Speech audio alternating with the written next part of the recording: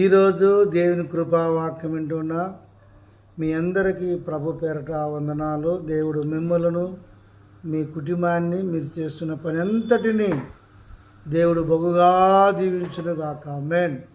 పరిశుద్ధ బైబిల్లో నుండి మనం ఒక వచనాన్ని చదువుకుందాము. ప్రసంగి 1వ అధ్యాయము 14వ వచనాన్ని చదువుకుందాం. సూర్యుని కింద జరుగుతున్న క్రియలన్నిటినీ నేను చూసితిని, అవి అన్నీ వ్యర్థములే. అవి ఒకడు గాలికి ప్రయాసపడినట్టు ఉన్నవి. ఇక్కడ ప్రసంగి పలుకుతున్న మాటలను మనం ఒకసారి జ్ఞాపకం చేసుకున్నట్లయితే, సూర్యుని కింద జరుగుతున్న క్రియలన్నిటినీ నేను చూసితిని. మొదటి మాట మనం జ్ఞాపకం చేసుకున్నట్టయితే, ఈ సూర్యుని కింద, ఈ భూమి మీద మనుషులు జరిగిస్తున్న క్రియలన్నిటినీ నేను చూసితిని. వాళ్ళ ప్రయాసం అంతటిని నేను చూసితిని. వాళ్ళు చేసే ప్రతి పనిని నేను చూసితిని. అవి వ్యర్థమైపోవును అంటున్నాడు. వ్యర్థమైపోవును. జరుగుతున్న క్రియలన్నీ వ్యర్థమైపోవును అంటున్నాడు. ఆయన చూశాడు, ఆయన విన్నాడు, అందుకే ఆయన అంటున్నాడు వ్యర్థం అంటున్నాడు ఆయన.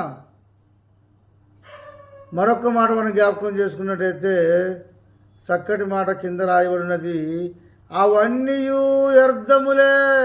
చూసావా? అవన్నీ వ్యర్థములే. మనము చేసేటివి ఏవి స్థిరముగా నిలబడవు.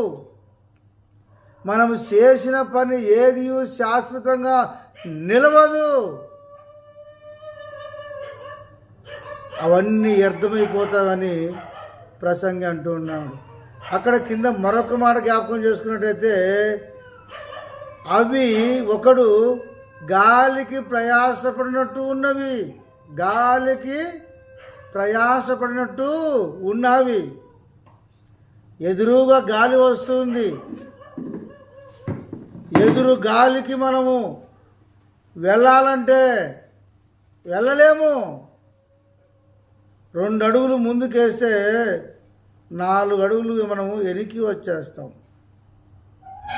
ఎందుకనగా గాలి నిన్ను దొబ్బేస్తుంది, ముందుకు పోనివ్వడం లేదు.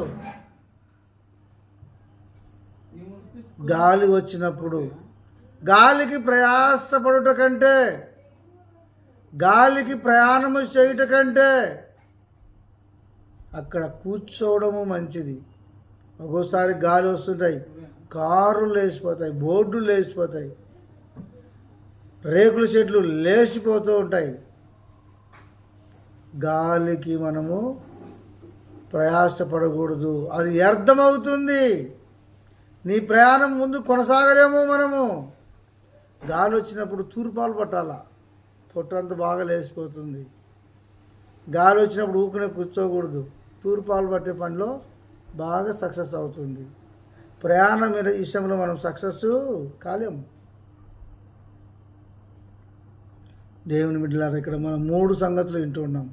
మొదటి సంగతి మనం జ్ఞాపకం చేసుకున్నట్టయితే, సూర్యుని కింద జరుగుతున్న క్రియలన్నిటినీ నేను చూసితిని అంటున్నాడు. ఆయన చూశాడు కనుకనే చెబుతున్నాడు. ఒకటి. రెండో మాట మనం జ్ఞాపకం చేసుకున్నట్టయితే, అవన్నీ వ్యర్థములే అంటున్నాడు. అవన్నీ వ్యర్థములే అంటున్నాడు. 2. మూడోది, అవి ఒకడు గాలికి ప్రయాసపడినట్టు ఉన్నవి. గాలికి నువ్వు ప్రయాసము పడవద్దు. గాలికి నువ్వు ప్రయాణము చేయొద్దు. దేవుని చిత్తానుసారంగా నువ్వు ఉండకపోతే నువ్వు దేని విషయంలో వర్ధిల్లలేవు. గాలికి ప్రయాసపడినట్టు ఉంటుంది. దేవుని చిత్తానుసారముగా నువ్వు జీవించు. దేవునందు నీ ప్రయాసం ఎన్నడూ వ్యర్థము కాదు.